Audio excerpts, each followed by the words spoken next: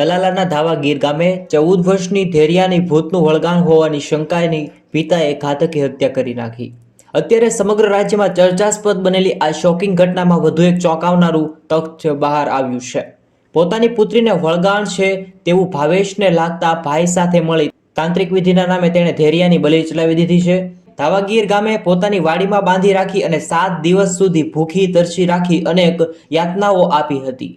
આ ઉપરાંત બાળકીના કપડાં સળગાવી અને અગ્નિની નજીક બાળકીને આ નિષ્ઠુર પિતા ઊભી રાખતો હતો। તેનાથી બાળકીના શરીર ઉપર ફોડલા પણ પડી ગયા હતા, છતાં પણ આ શૈતાન પિતાનું હૃદય નહોતું દ્રવ્યું। સંબંધીઓને રવાના કરી અંતિમ સંસ્કાર પણ કરવામાં આવ્યા હતા।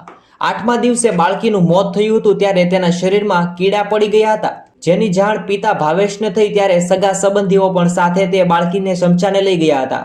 ત્યારે સંબંધીઓએ બાળકીના મૃતદેહમાંથી દુર્ગંધ આવતી હોવાનું જણાવ્યું હતું, તેમજ દીકરી ધેરિયાનું મોતનું કારણ પૂછતા તેણે સંબંધીઓને પણ રવાના કરી દીધા હતા। બાદમાં ભાવેશ અને દિલીપ એમ બંને ભાઈઓએ બાળકીના અંતિમ સંસ્કાર કર્યા હતા।